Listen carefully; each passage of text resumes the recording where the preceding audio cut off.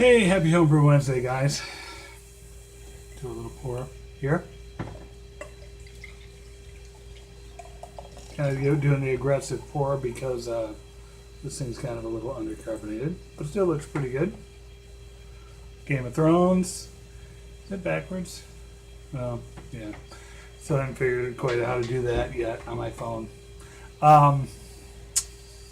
Cheers. Yeah, this is my late birthday, early Christmas present. I saw it at the store as a gift pack, and I told my wife, hey, give me one of those. And it was shortly after my birthday in October, but not quite Christmas yet. So she got it for me and just said, here.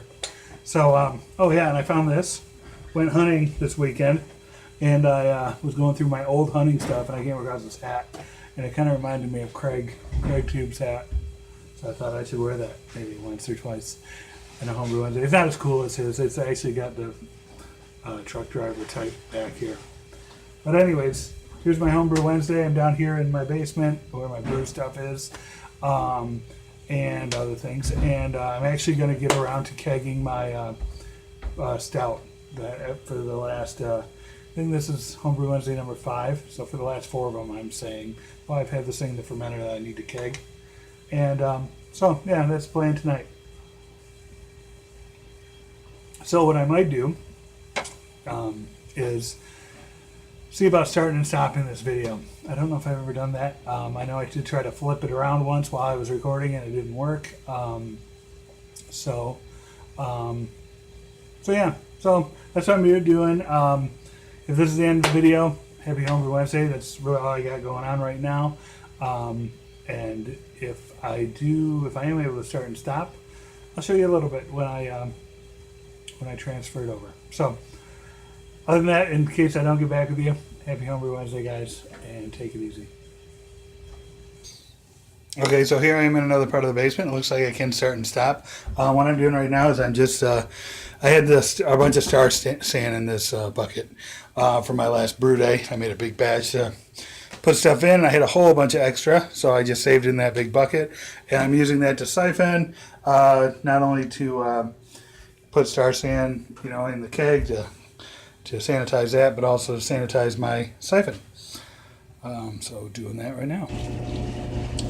Okay, so here's an interesting thing, I think anyways, and sorry for the noise, I'm right next to the laundry and it's running. So I got this keg at a garage sale. It was one of those things where I was driving down the street and I saw it sitting there, which never happens.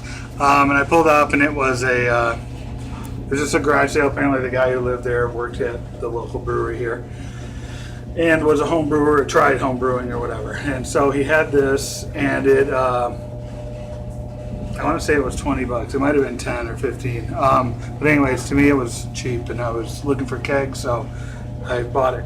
Well, the weird thing is that it's different than the ones I have. This has what I see now is referred to as a racetrack lid.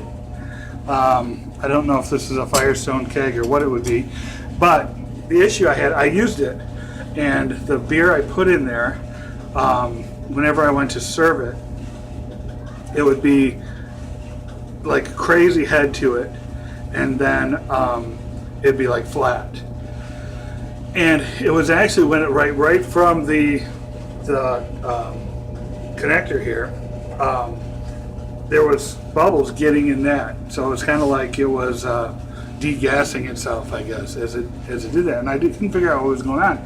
Well, I tore it apart, and this part, the coupling here, is really deep.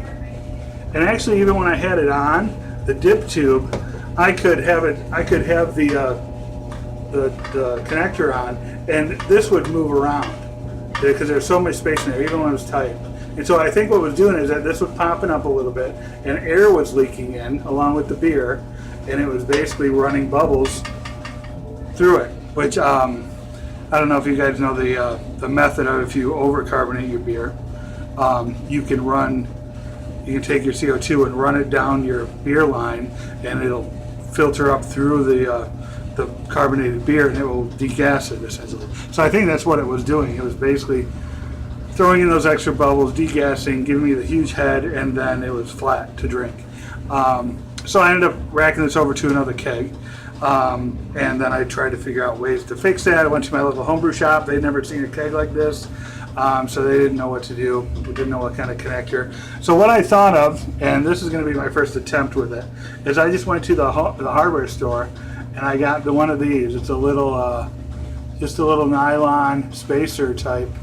I don't know if it goes to a what do you call those connectors with the I'm drawing a blank.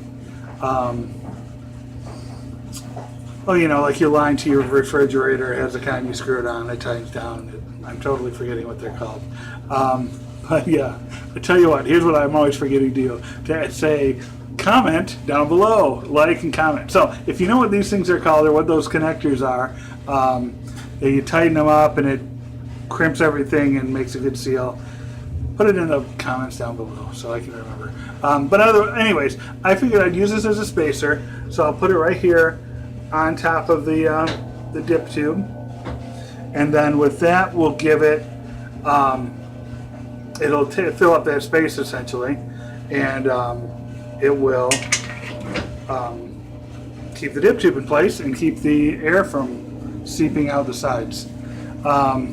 Okay, so yeah, so now I'm going to finish up. I'm actually going to take that back apart and put some keg lube on it, put it all back together, and then get ready to siphon.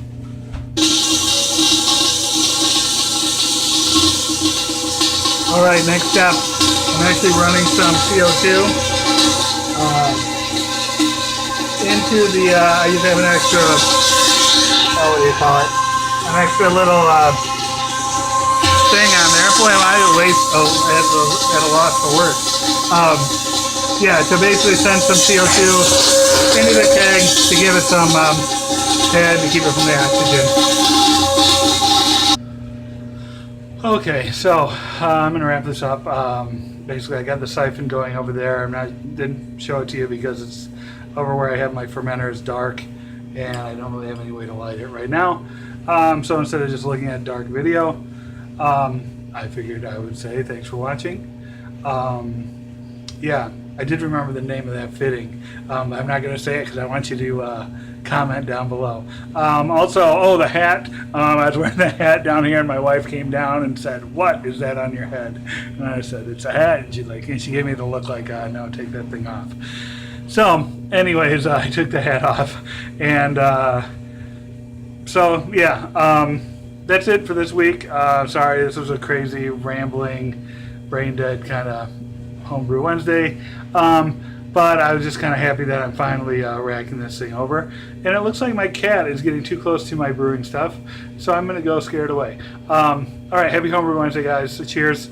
Merry Christmas, all that good stuff. Okay, bye.